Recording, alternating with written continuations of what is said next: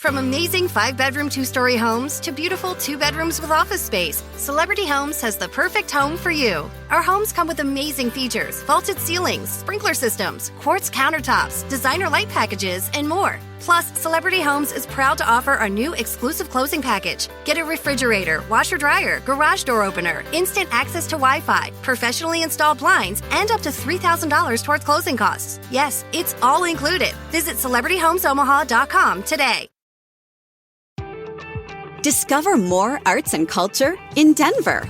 Experience the Share Show at the Buell Theater May 3rd through 5th.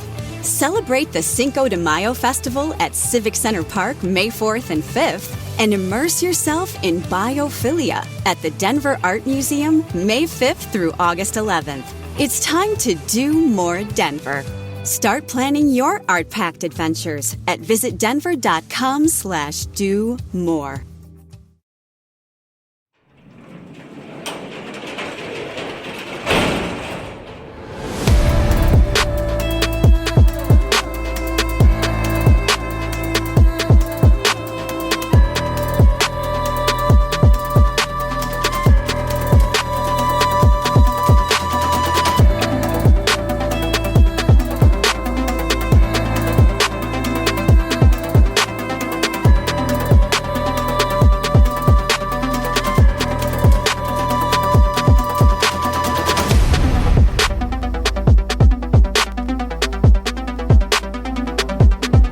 Welcome to True Crime Garage. Wherever you are, whatever you are doing, thanks for listening. I'm your host, Nick, and with me, as always, is a man who knows that the best bar in the 614 is behind home plate at Huntington Park. Here is the captain. Bada, bada, bada, bada, swing, bada. It's good to be seen and good to see you. Thanks for listening. Thanks for telling a friend. Once again, we are featuring Huggins Hefeweizen by the good folks over at Hell and Blazes down in Florida. This is a Bavarian staple that comes with a highly carbonated, yeast-forward medium body and an intense aromatics of banana and clove, garage grade 3.5 bottle caps out of 5. And how about a big shout out to our friend Zach Ackvan in Cave Spring, Georgia. And here's a shout out to Mike Rower from Ohio, but living it up in Mililani, Hawaii. Thanks to everyone for contributing to this week's Beer Fund. Aloha. Yeah, BWERRUN Beer Run. You need some bonus content? Of course you do. Go over to Patreon and sign up for True Crime Garage bonus content. Or if you're listening on the Apple Podcast app, just hit subscribe. Can't thank you enough for supporting this little tiny garage ship. Onwards and upwards. That's enough of the business. All right, everybody, gather around, grab a chair, grab a beer. Let's talk some true crime.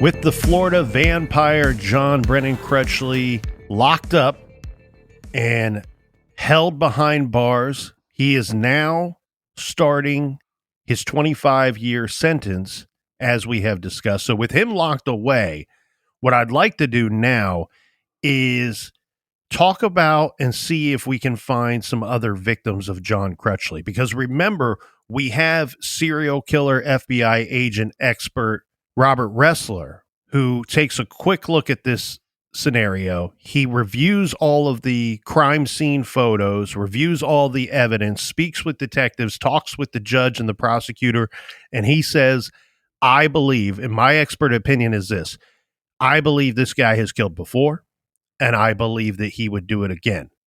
Right. So let's cross-reference some of the potential other victims of John Crutchley's here with maybe even using his timeline a little to see if anything shakes loose. And keep in mind that there were 6 unidentified female murder victims that were found between January 1st, 1985 and December 31st, 1985, found all within a 6-mile radius of John Crutchley's home. So the Florida vampire was in jail. He was in a jail cell for only 10 of the 365 days of that year. Florida law enforcement officials have placed the number of possible Crutchley victims quite high. So some of them are saying the number may be as high as 32 victims. Wow. 12 in Brevard County, where he lived, Brevard County, Florida, and 20 potential victims out of state. Saying wherever Crutchley lived and worked, they have found bodies that fit what serial killer experts say would fit the victimology that he desired. Mm-hmm. But what we know, us garage guys know, is that Crutchley has never been charged in a single murder. Now, the most conservative investigators say he killed at least 4 women. Others say the number of possible homicide victims could be more than 24. The victims are all thought to be young women slain during violent sexual encounters with John Crutchley. Detectives suspect him of kidnapping transient and hitchhikers to reach his, quote, ultimate dream. This was John Brennan Crutchley's expression for sex ending in death. There was a graphic in the Florida Today newspaper back in the day showing the East Coast of the United States and possible John Crutchley victims. We said earlier, Florida police and outside agencies thought the number could be as high as 32. This graphic lists 26 possible Crutchley victims. So we'll start at the top of this graphic, and it reads, Crutchley's path. John Crutchley's possible victims from Fairfax timeline listed by name and date of death, disappearance, or discovery of the remains. And the first location that they point to is Pennsylvania, and the victim here is unidentified with no date given. Now, once we get to Maryland, which is next in line on this list, we have multiple victims here. I believe it's 11 that is listed. 1, 2, 3, 4, 5, 6, 7, 8, 9, 10, 11. So we have 11 victims here that are listed. Wow, he can count. Yeah. As slow as that was a man counting, a grown man counting. Wow. We're putting out a great podcast. I want to, next week we'll do the alphabet. I want to skip over Maryland. Let's circle back to Maryland here. Okay. So Pennsylvania, the victim that they think could be linked to Crutchley is unidentified. There's no date given. So there's nothing really to discuss there. We can't sort out if we think he is the likely perpetrator if we don't know the victim's name nor the date of any of the information. So next we have Virginia. Deborah Fitzjohn was killed in January of 1977. And we'll go through her case in depth before we wrap up this week. But also in Virginia, we have 2 other Virginia homicides listed on this graphic here, referred to as Norfolk 1 and Norfolk 2. Mm-hmm. Now, we know here in the garage that those 2 Norfolk victims are known to be Pamela Ann Kimbrough, a 23-year-old Navy messenger, and Carol Ann Molnar, a 21-year-old Navy clerk. Both women were slain at the Norfolk Naval Air Station in 1982 and then in 1983. Those are the 2 cases that we discussed last week. John Brennan Crutchley was a suspect in both of those murders, but not until after he was arrested in Florida in 1985. Navy detectives identified Crutchley as a suspect in 1987 when investigators placed him in the area at the time of the women's deaths. So they state that they believe that he was living and working in the area from approximately 1979 to 1983. Remember, we know that he took the job in June of 1983, so he would have been present if his work history is the determining factor on when he moved from Virginia or the Virginia area to Florida. Right. Then he would have been in Virginia during the time that both of these murders were committed. Now, while there, he worked as a defense contractor for TRW, holding a top secret security clearance that gave him access to restricted military bases, including the Norfolk Naval Air Station. But if you listen to last week's episodes, you already know that we know that he did not kill Pamela and Kimbrough. Right. Because DNA proved that it was somebody else. Exactly. But we have him being arrested and we have his DNA, so we should be able to test that in the other crime. I'm hoping that they have his DNA. Remember, he goes to prison in 1985. Yeah. And every state is different, but in Ohio, we didn't start collecting DNA from felons until 2010. It wouldn't be that hard to send somebody in and say, hey, suck my blood, and then get his DNA. Boom. Match. Now, besides those Virginia slayings, sheriff's detectives were actively investigating Crutchley in several cases in Brevard County. One is Patty Walensky, 29 years old, a Titusville woman who was last seen hitchhiking in Mims, Florida on March 15th, 1985. Remember, she's the one that they find her ID in pictures of her son in his office. Yeah. She's most likely a victim. The other one that they were openly and actively investigating Crutchley for was a woman named Kimberly Ann Walker, who was 21 years old. She was from Vero Beach, whose bones were found near US 1 in Malabar, January 28th, 1985. And then there's another woman who was unidentified. Her skeletal remains were found in the same location that Kimberly Ann Walker's remains were found. It becomes almost a easier victim in the sense of some of these hitchhikers are living a nomadic life. So their family, especially at that time period, because it's just harder to communicate or stay in constant communication with your loved ones if they're traveling or living that nomadic life. So I think that's why you see these serial killers try to prey on these types of victims. That is exactly right there, Captain. Now, that victim list, that graphic, that list was compiled in 1989 by task force member. There was a John Crutchley task force that was assembled. And this was one of the members of the task force. His name is Andy Casey. I think they called their research the Vampire Diaries. He compiled this list along with several other police agencies. So they listed 26 possible Crutchley victims there. But years later, we're going to get some clarification on some of those unsolved murders that were listed. So although Crutchley long has been a suspect in many of the Florida and Virginia cases, the Maryland slayings, the experts later would say, don't seem to fit the pattern. So, and we see this from time to time, right? When a unknown serial killer is then identified, located, and arrested, and now all of a sudden everybody's kind of shuffling and scurrying about trying to connect every unsolved homicide to this person in the area. And this guy moved around to several different areas. So we're looking basically up and down the whole East Coast. What we get, Captain, is Montgomery County, Maryland police. This is a Washington suburb. They go on record saying that they strongly doubt that Crutchley was involved in 5 of the deaths that were listed on that timeline. They refer to that victim list as the Fairfax timeline. Right. Just in case you hear me say that term.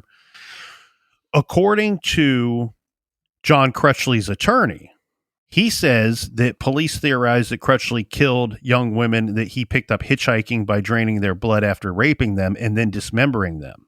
The problem with some of these victims on the Maryland thing, they don't really fit the victimology at all. So one of them was the 1982 Maryland victim named Keith Milford. Well, this was actually a 67-year-old man killed by a gunshot wound to the stomach. So while they're putting together this list years later, they're going, well, we got to kind of look at this differently. A lot of these names, we understand that you put this together as a matter of haste, but let's let cooler heads prevail here. Right. And really analyze these and see what we put the percentage, the likelihood that he killed these. Now, the authorities in Maryland go on to explain, we don't even know how some of these names got onto your Fairfax timeline list, because 3 of the Maryland victims were actually killed months after Crutchley had moved out of the area. So they're saying 1 doesn't fit the victimology. 3, he would have had to drive back home months after he had already moved down to Florida to have killed these 3 women. And then in the long run, let's fast forward to a couple more years, because that list was put together in, what did we say, 89? Yeah, but that's not out of the realm of possibility, though, right? It's not, but we also don't know what other information they have, right? So, like for example, we know that even though she's not identified by name on here, we know one of these potential Crutchley victims is Pamela Ann Kimbrough. But we now know by science, and because somebody else is locked up for life, that he did not kill her. Right.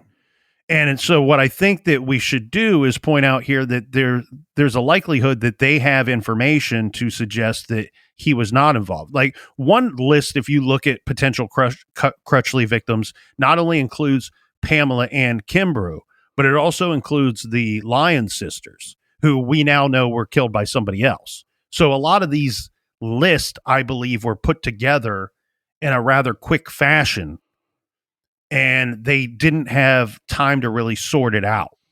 Mm-hmm. So what we get here, Captain, is Montgomery County, Maryland police say years later, Crutchley has been ruled out as a suspect in all of the listed deaths in that state. Victims are listed by name and date of death unless noted otherwise on that list. And although the timeline lists 11, so let's go ahead and get rid of all those Maryland murders of the 26 that they suspected, of 26 total throughout different states. Right. We can now remove 11 of those. So now we're down to, we're not only counting on the show. Guess what? We're going to do a little bit of math for you too. Oh, great. It's a show where you get everything. It just really is. And you know what? I listened to a portion of last week's show. Math, not so great for me sometimes. Not so great. Or pronouncing city names. Right. There we go. Or no offense, but last week, I think you called them Navy ladies. And I so badly just wanted to say they're sailors. They are sailors. They are officers in the Navy. Let's have a little more respect for them. Well, I was trying to call them. I was going out of my way to call them ladies because I had referred to them as sailors otherwise, at other times. So hey, my change defense it up a bit. Look, I know you. And lady is a term that you earn. Lady is a term that you earn. Well, anyways, I know you better than most, and I know your respect for the victims is of the highest standard, and I have a lot of respect for you because of that. Well, on that same list, the 26 that we're discussing, so push away 11 of them already. Now, that math would tell me 15 is what we're down to.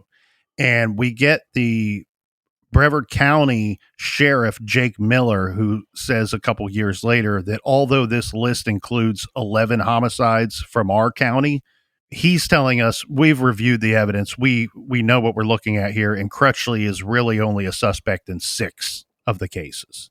So now you can get rid of another 5. So at best, if this list is accurate and is telling us that how many potential victims we have here, you can get rid of Pamela Ann Kimbrough.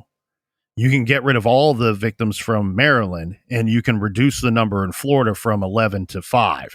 So that whittles down that 26 very quickly. But I think some of it is when we're telling these stories or people are retelling the story, they start sensationalizing these killers. And at the end of the day, these guys are scumbag losers. I think that it's human behavior. I think it's just natural, right? It's human behavior, because I think when you go, oh my word, this guy is capable. We're proof positive. We know for sure this guy is capable of doing something that many of us are not capable of. I think that you want to go, you know what? There can't be that many bad guys out there. There can't be many guys out there like this. He has to be responsible for a lot of this murder and mayhem. So what are they doing about it? You know, it's one thing to make a list. It's another thing to put it in the newspaper or talk about it on the news. But what are the authorities doing about it? Well, down in Florida, they were calling this John Brennan Crutchley case the never-ending investigation. That's because putting John Brennan Crutchley behind bars in 1986 didn't stop investigators in Brevard County and in the state of Virginia from attempting to find his other victims. They wanted to prove that he was, in fact, a killer. They wanted to lock him up for good, lock him up and throw away the key. And we already pointed out that Robert Ressler, an FBI expert on serial killers who has consulted with authorities on the Crutchley case, he said he believed that this dude was a serial killer and probably had several victims and maybe even had them in different states. So they're running investigations on this guy periodically, Captain, from 1985 when he first pops onto their radar with that arrest in Florida through 1996 on and off. And these investigations are continuing in Florida and in other states as well. Most of these investigative efforts, from my understanding, centered on hoping to locate the bodies of possible victims and finding trophies. This would be victims' belongings, such as identification cards and jewelry. Right. And they believe that is the... Remember what the one detective said. He probably got rid of a bunch of evidence, but for whatever reason, he could not get rid of that driver's license of his rape victim. And so they were hoping that he would have shown that in other cases with other victims. And remember, they found a lot of women's jewelry in the house. And who knows what he got rid of in that trash bag. Now, when they interview his wife says, no, that's all my jewelry. Well, I don't. I'd like to see receipts, lady. Yeah, and this becomes a problem also with the investigation, because what do we know about the confirmed victim, right? The confirmed attack, the confirmed abduction, the confirmed rape. His family was gone. So if she was an actual decent human being, she could then work with law enforcement and say, hey, I can tell you the times that I was gone. I can tell you the times I went to visit people. And so those dates could correlate maybe better with some of these possible victims. Or, hey, I can tell you not only when I was gone, but I can give you some good indication of his travel habits and his whereabouts. Well, during the course of these ongoing investigations, they search, because keep in mind, at least one of the victims, and I believe maybe in a couple of cases, they think that they are still looking for the remains. Mm-hmm. Because Patty Valinsky, they found her identification card. She's been missing. So they're hoping to find her. They have something directly tying Crutchley to her. They just need, sorry to be crude here, they just need to find her body. Right. So they're searching Malabar cemeteries. The yard of John Crutchley's Malabar home, remember we said it was 2.7 acres. That was the scene of at least 4 excavations. I think authorities thought that they would find her buried there. And then when they went back, even after these excavations, they kept going back and taking core samples throughout the yard to see if that they could hit on anything that could be either a body or find evidence that Crutchley may have buried. Right.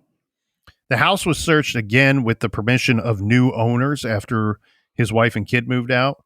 And they even punched holes in the walls so they could look inside the walls. A shed behind the house was demolished and the concrete pad was torn out.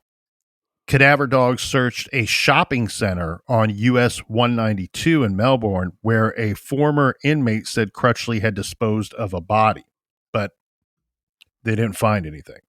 The detectives from Florida are on record saying that they had at one time at least 16 boxes of evidence, and some of that evidence included the hard drive from Crutchley's computer and dozens of computer disks and tapes.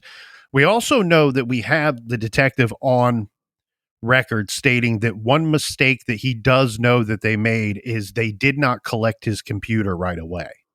keep in mind, it's 1985. Right. You go back that far, most people did not have a computer. I don't know that back then, a lot of detectives did not work on a computer either. And so they may not have just had that insight of, oh, this would be a valuable thing to collect and figure out how to go through it later. They did eventually collect it, Captain, but they didn't collect it then that night on the 22nd or I should say the 23rd, because it was 2 a.m, when they made the arrest and searched his house the first time. And we do know that he got out for 4 weeks after posting bond. So he has a computer at his office as well. At some point, the Harris Corporation turns over his computer to the police. And so they're going through dozens of computer disks. Remember those things? And they're examining all of this. They say that detectives eventually found that there had been a bunch of files that were erased, and then some of the files that remained on these computers. So when we talk about this, Captain, I want to be clear. They don't detail enough the information for us to know what was found on his home computer versus what was found on his office computer. But we're talking in generalities right here. So between these two computers, they're saying we found files that had been erased. We're finding other files that remained, but they were coded. The FBI technicians believe that while they were not able to recover everything, they do believe that they recovered, quote, most of the data that was erased from the computer's hard drives. Right. Then in 1988, keep in mind, he's been locked up for 2 years now. The arrest happened in late 85. 2 members of the Crutchley Task Force, they have NASA security specialists who helped to break the coded files. Detective Bob Lethero says that he believed that it took 7 days with these guys going at it 24 hours a day to break these codes. But so this is like a roller coaster ride. Can you imagine like the hard work and effort that has to be put into this? And you're probably saying, we don't even know if we're going to be able to break these codes. Right. But then when you do break them, you're like, got him. Oh, we got him. But unfortunately, what they learn is that the files only contain an assortment of text files and games, including a Dungeons and Dragons type game that Crutchley was designing. Police tried several times to interview Crutchley in prison. He denied them, so they decided to interview prison inmates that would know him to learn a little bit more about John Crutchley. The prison interviews, while not providing any new investigative leads, did shed some light on Crutchley's life behind bars. Although officials called Crutchley a hard-working model prisoner, the inmates claim that Crutchley was into Satanism and enjoyed reading books about gory murders and serial killers. While all of these investigations are going, many of which the police both in Florida and elsewhere were not so silent about there being rumor over the years that they were close to another plea deal with John Crutchley. This plea deal would have put him behind bars for the rest of his life, and it would have convicted him of several murders.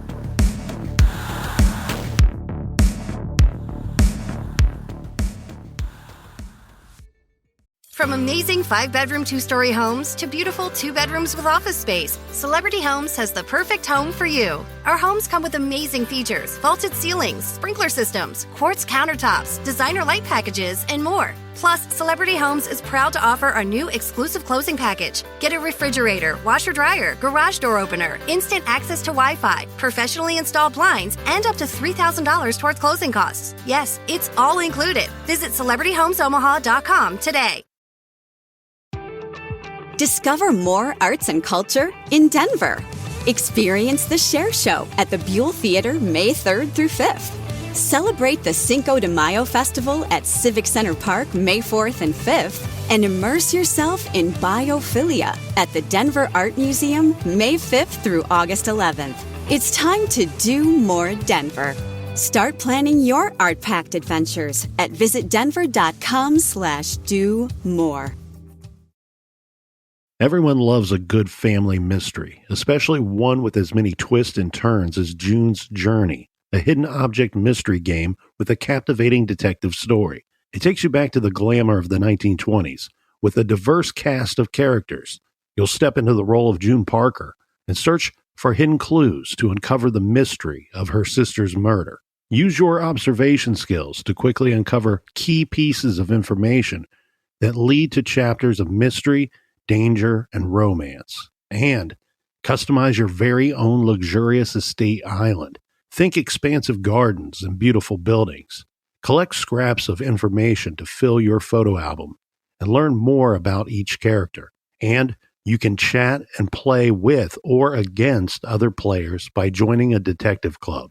Can you crack the case? Download June's Journey for free today on iOS and Android. June needs your help, detective.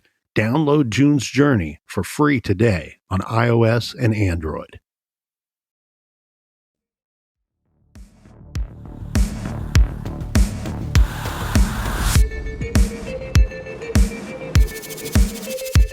All right, we are back. Onwards and upwards. Cheers to you.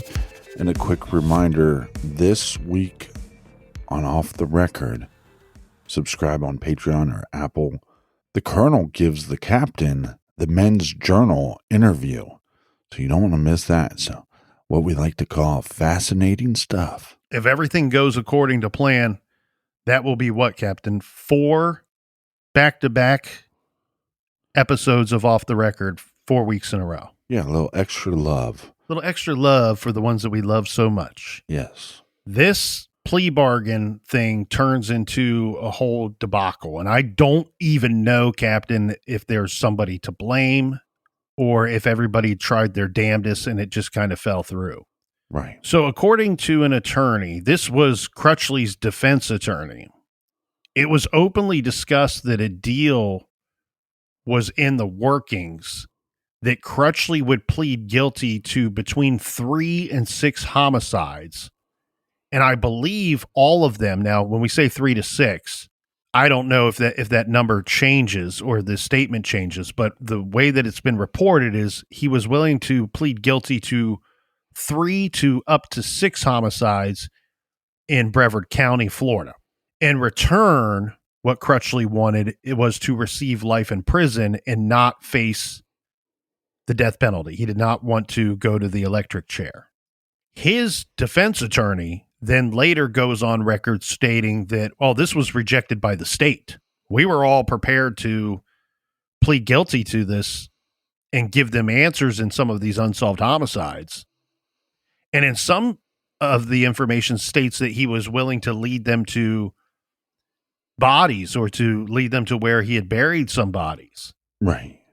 Why do you think the state would turn down this deal? I don't know. And that's why I say I don't know that there's any blame to give here, or because it doesn't make any sense to me, because you have a defense attorney saying, yeah, we were willing to agree to this.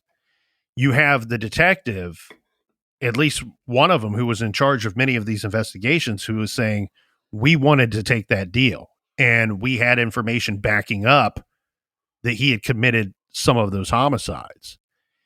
His defense attorney goes on record saying that the state is the one that denied it. And what we have here, though, we have the Brevard County prosecutor, and that's not his exact title, but his last name is Wolfinger, and Sheriff Jake Miller, they said that there was never a formal offer to be accepted or rejected. So while one side is saying one thing, they're not saying we didn't have those talks. They're not saying we didn't explore that. They're just saying there was never a formal offer for us to accept or to reject. And who knows? Maybe they were in talks and then Crutchley gets cold feet and says, nope, not going to do it. Changed my mind. Here's the problem, though. Yeah. We talk about this all the time. You love how I'm starting to say, here's the problem. Like we haven't gone through like 3 dozen problems already. The episode started off with some problems. You're not allowed to kidnap, Exactly. assault, and try to murder people. That's the first problem here. Really, truly, the only problem, as far as this story is concerned, is John Brennan Crutchley, right? Well, not only was he a vampire, but he was a dungeon master as well. If he had never existed or never been who he was or the way he was, all these other problems, we would have never got to him. They would have never been creative. So, but here's the problem now for where we are in our timeline. And we talk about this, and I hate to repeat it, but it's unfortunately in most states, 25 years does not mean 25 years behind bars. It's pathetic. Now, thankfully here, we have the scenario where at least he's going to face 50 years of probation. Pretty much a lifetime of being on probation. But we get Robert. Like that's going to stop him from committing other murders. We get Robert Ressler, again, who estimated that the Florida vampire and convicted abductor and rapist John Crutchley would be released in 1998. Remember, he was sentenced in 1986. He's estimating this 1998 release based off of once you factor in time off for good behavior. Unfortunately, not only was Bob right that Crutchley would get out early, oh God, but he was off by 2 years. They're going to release him in 1996. And as the date got closer and closer, people rightfully so started to panic. And I'm talking about panic not just at the disco. This is civilians and law enforcement as well. Yeah. Like everybody. So we have the whole state of Florida is like, oh, you're going to let this dude out? Well, where are you going to let him out at? Like, we don't want him here. You can't, like, there's sex offenders and then there's this guy. Nope. Nobody wants this guy in their community. Nobody believes the community as a collective. Nobody believes that this guy could be rehabilitated. He's something that we don't understand. We should not understand. Yeah. And he's going to get out and he's going to continue to do whatever it is that he does. So rather than just sitting there on their hands and panicking, waiting for him to get out, we have law enforcement that are doing everything that they can to try to find the right amount of evidence to try him, to take him back to trial for one of these murders, and hoping to get him locked up for something else and for good before John Brennan Crutchley was released from a Florida prison. Now, there was a great article from the Associated Press, and I'll go through a little of it here, Captain. The convict known as the vampire rapist was released from prison and is suspected in the disappearance of at least 3 women in Florida and 1 in Fairfax County, Virginia, prosecutors said. John Crutchley, age 49, remember he was 39 when he was arrested. John Crutchley, age 49, served 10 years of a 25-year sentence for abducting, raping, and drinking the blood of a female hitchhiker in 1985. He was sent to a halfway house. So upon his release, he's sent to a halfway house. And this is, so think of this as like purgatory a little bit. This is while the authorities are trying to help him find a community that will accept him. I've seen this in a few cases. It's strange, but it does happen, where when somebody is going to be paroled, a person of this level, a dangerous individual of this level, they actively have to find a community that's willing to accept him. And if Florida don't want you, nobody wants you. Well, usually what happens, the other case that I know that we've seen this in was Arthur Shawcross. He had murdered 2 children, and then they were going to let him out of prison up north. And what happened in that case is very similar to what's going to happen in this case. Usually what they find is that the smaller communities, no, you're not putting them here. It's usually a larger community that's kind of forced to accept them. And so you'll get a larger city that will accept them because they are used to more violent crimes. They are used to increased numbers of crimes, and they believe that that might be a safer scenario for everyone. It doesn't matter because he's getting out. He has to go somewhere. So even though he's denied any connection with any other murders, remember his former lawyer said that Crutchley was at one time willing to plead guilty from anywhere between 3 to 6 killings in return for life sentences, no death penalty. Prosecutors said there was never a firm offer, and they didn't have corroborating evidence that they said they would need to accept the pleas. But police did have circumstantial evidence when they searched his desk at the Harris Corporation office where he worked. This is, remember, when they found the identification card belonging to Patty Valinsky. Right. She's been missing in Florida since March of 1985. He not only lived there then, he's never been locked up for anything at this point.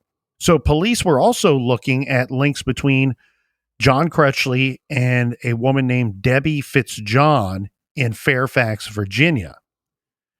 So she was murdered, and we talked about her briefly already, but she was murdered in 1978. At the time, Debbie Fitzjohn was 25 years old. She was last seen when she was visiting John Crutchley's trailer on January 27th of that year.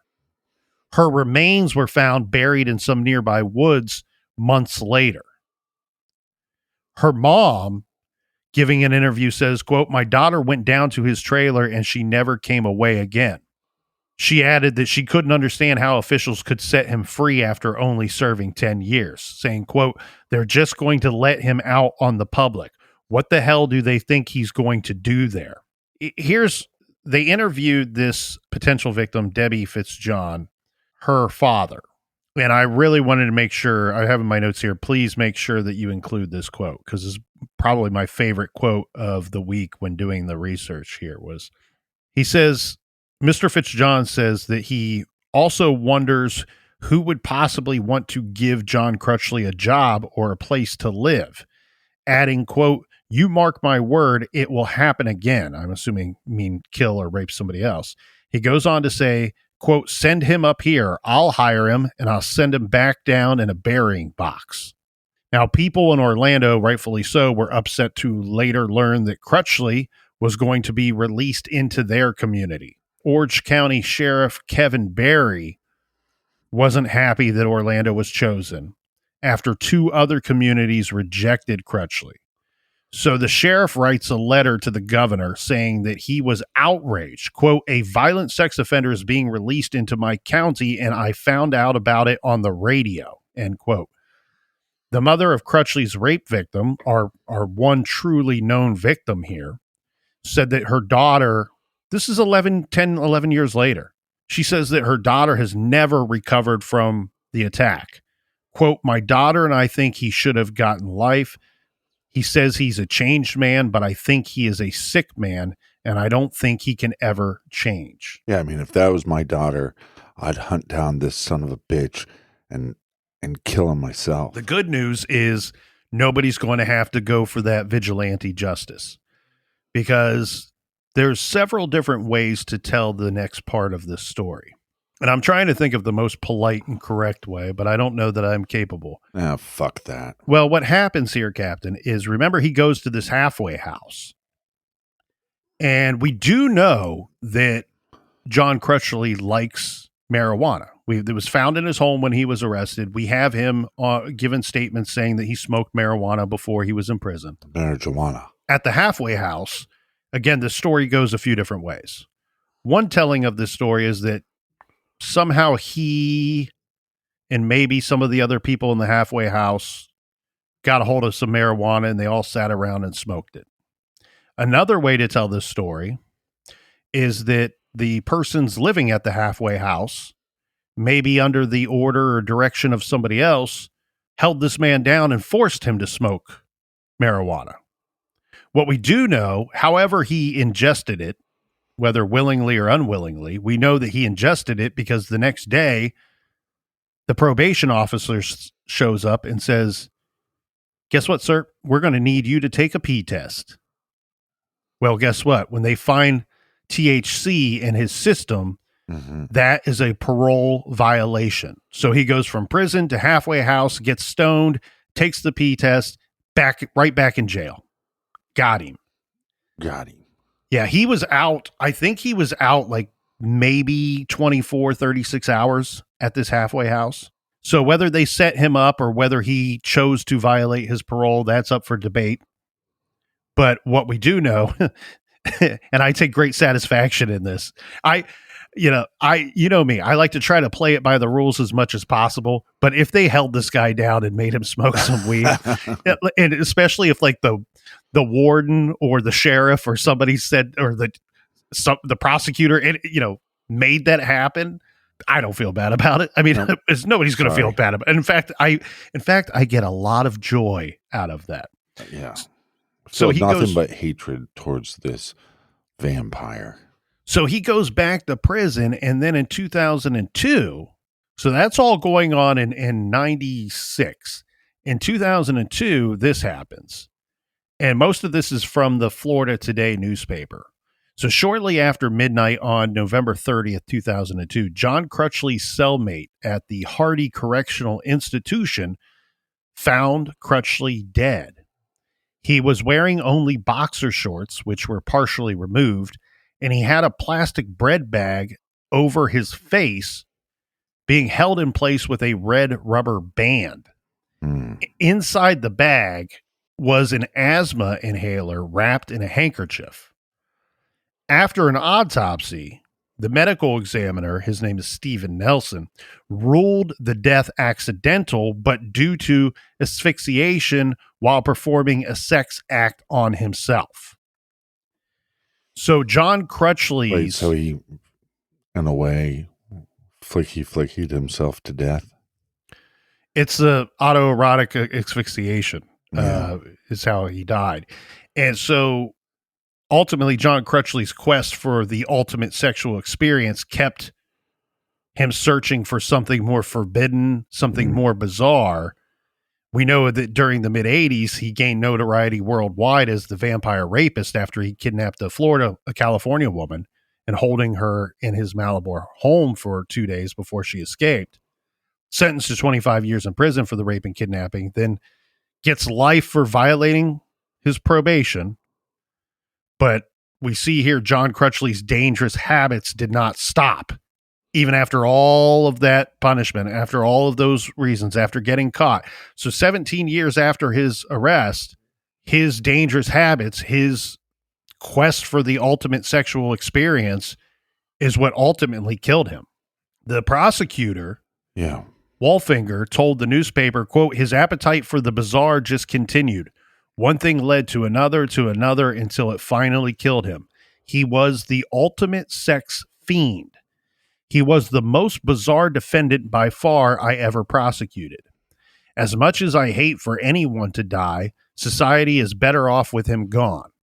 He was always looking for something more forbidden, more bizarre. He finally found it, and the world is better for it. Now, the Corrections Department report indicates that Crutchley's interest in unusual and risky sex was well documented throughout his time while he was locked up. On record, we have Wesley Pope, who was Crutchley's cellmate from November 2000 to March 2001. He told investigators that he saw Crutchley do such things as inject his genitals with needles and choke himself while masturbating.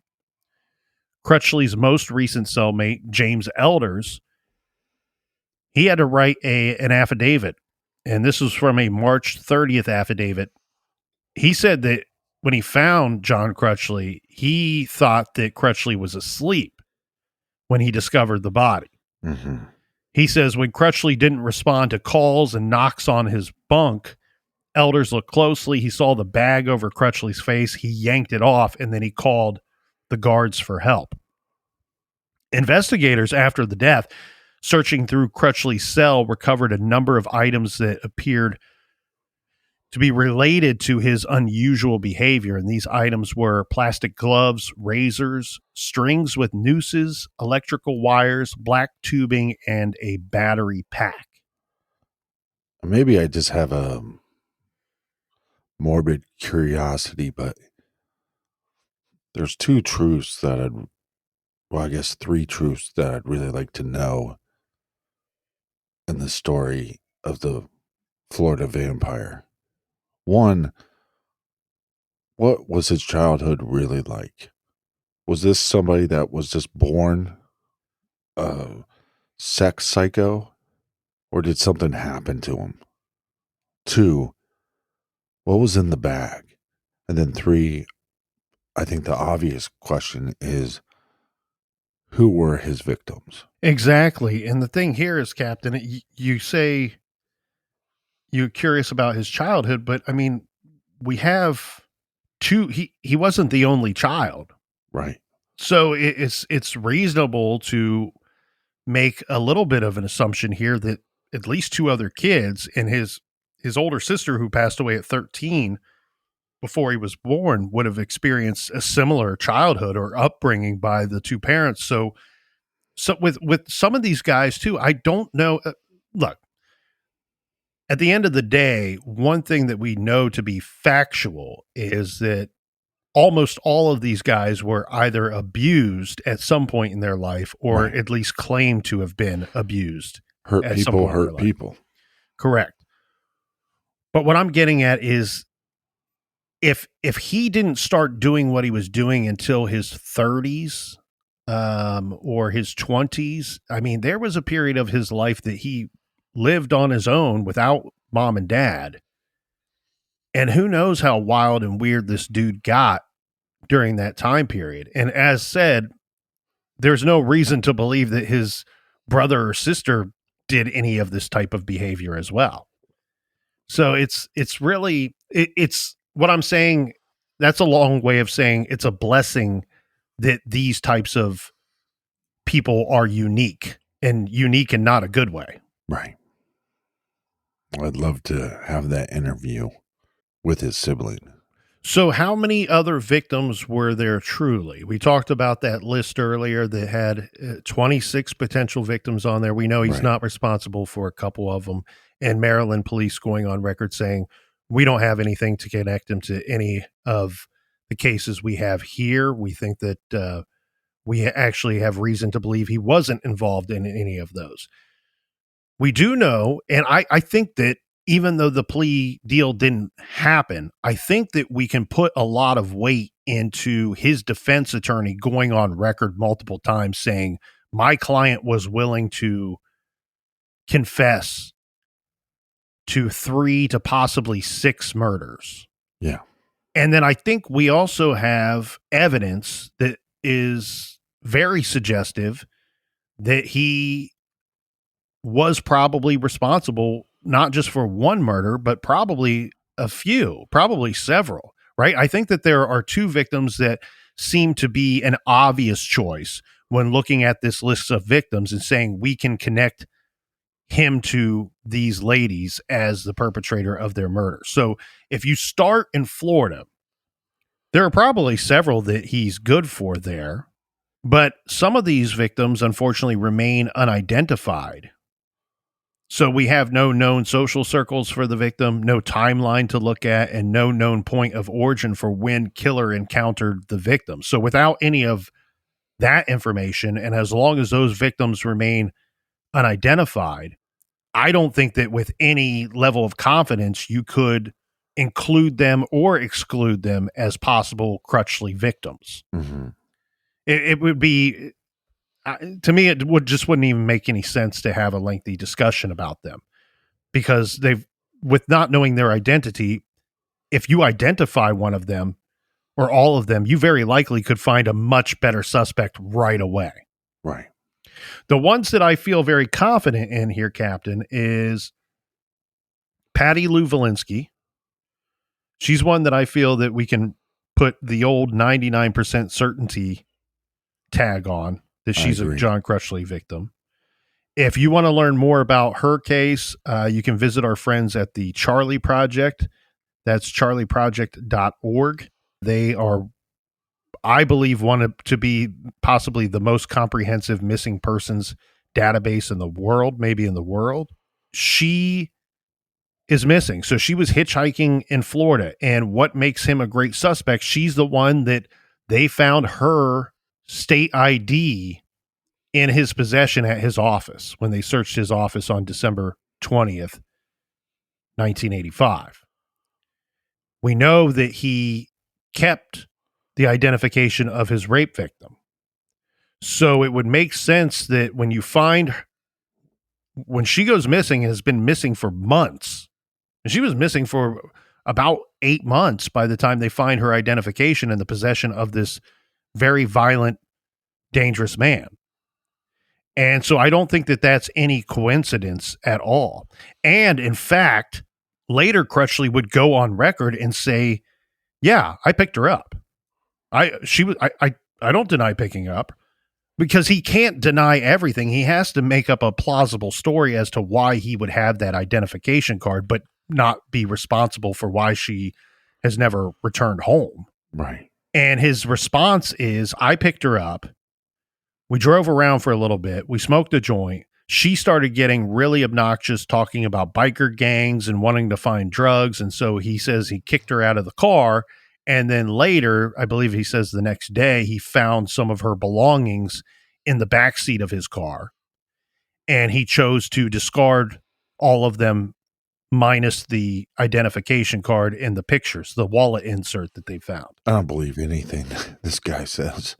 He admits to seeing her. Now, I'm sure there's at least one person out there in listener land that's saying, well, maybe she just took off on her own. And her mother says, look, my daughter, Patty, yes, she might go away, take off for a week, couple weeks. She was also known to go out of town and out of state without telling me. She was very close with her mother. Her mother does say if we had plans, she would tell me why she wasn't going to make those plans. Or if we had plans, she would be there. And when she started missing some of those plans, of course, her mother became very concerned. But Patty collected a monthly disability check. And when the check came and her daughter didn't show up to collect it, that's when she said she knew something terrible had happened to her daughter. So I think that to me is good enough evidence to prove that she didn't just simply walk away.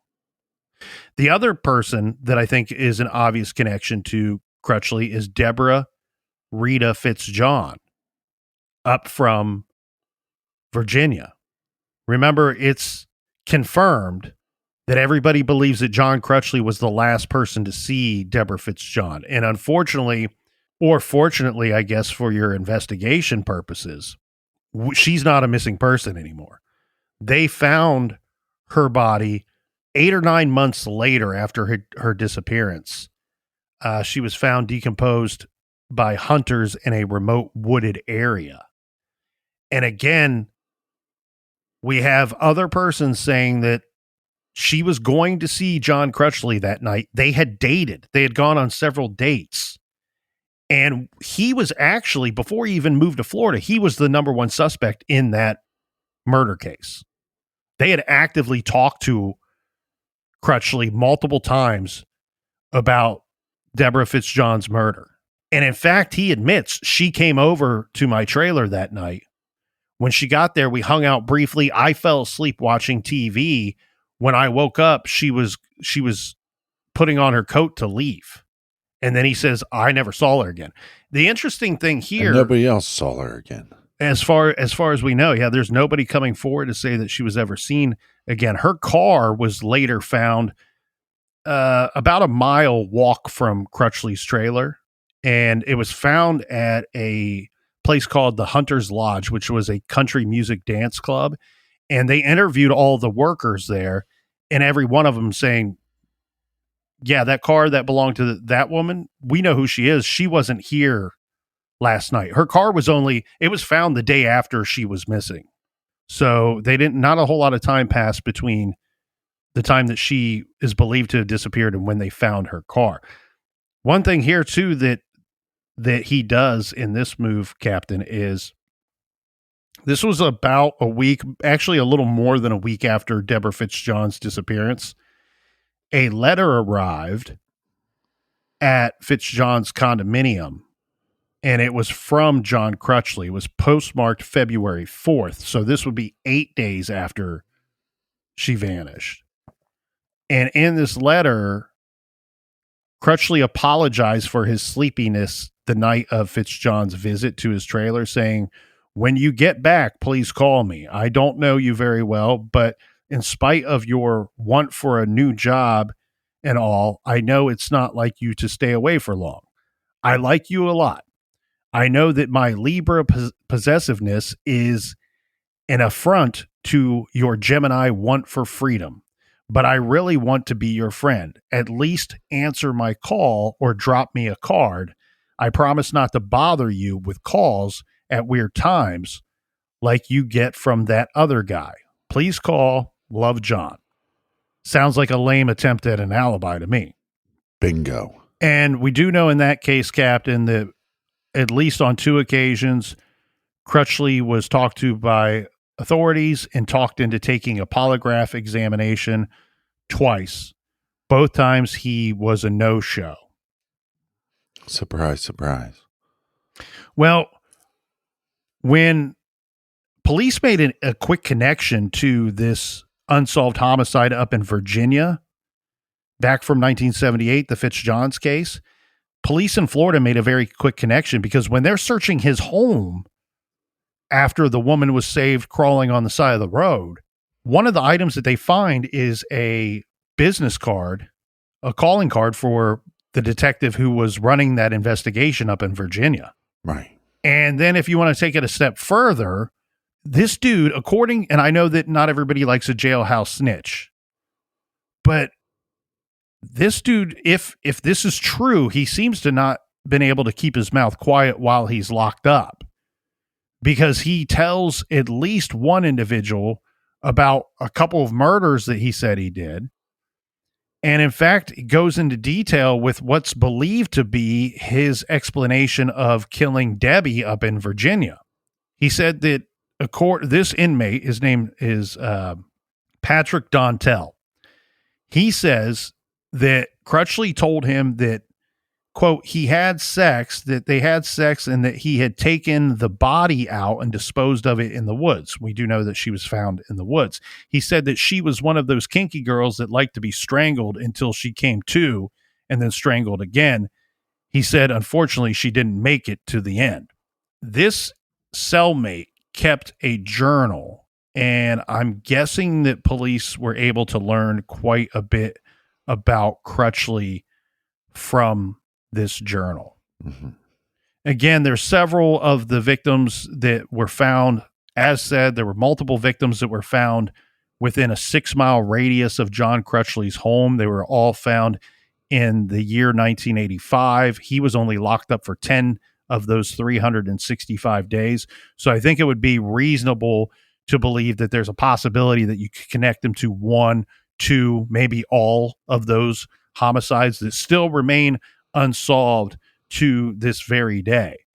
And we have his attorney, the attorney who defended Crutchley during his 1986 trial, who said in 1995, this man's name's Joe Mitchell, said, based upon all of the information presented to me while I was representing John Crutchley, it was obvious to me that he was involved in a number of homicides. That's coming from his defense attorney.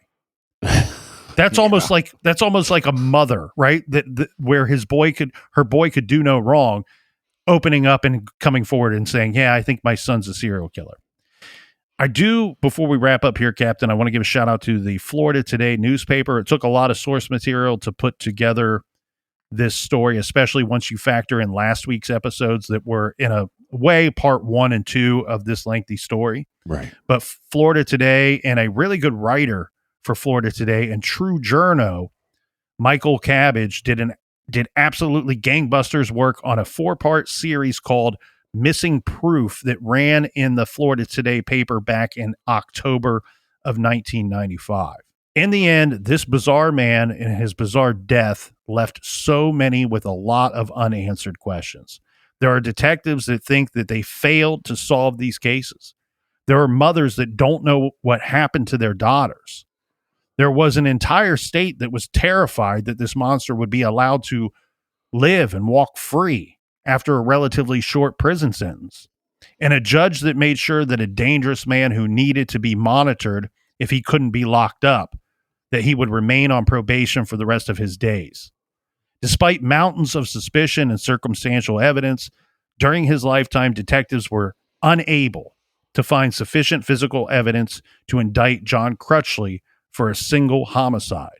There are no fingerprints, no weapons, no bloodstained items that can be linked to John Crutchley. John Brennan Crutchley, the Florida vampire, remains an enigma.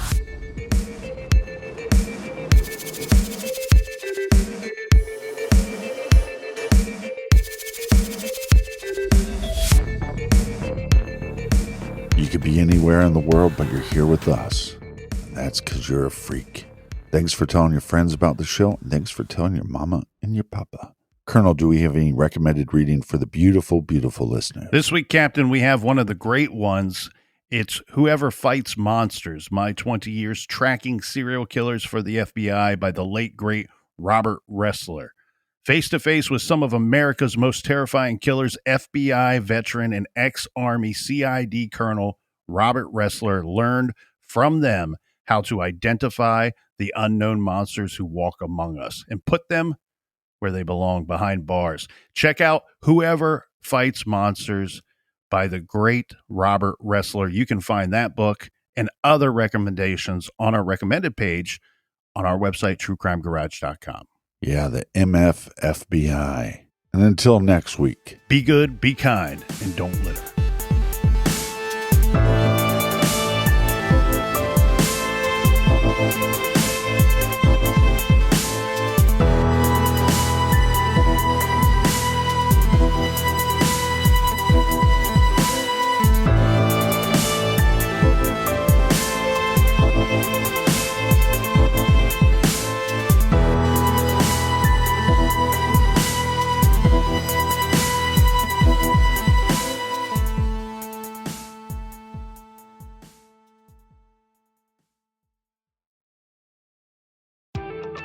Discover more arts and culture in Denver. Experience the Share Show at the Buell Theater May 3rd through 5th.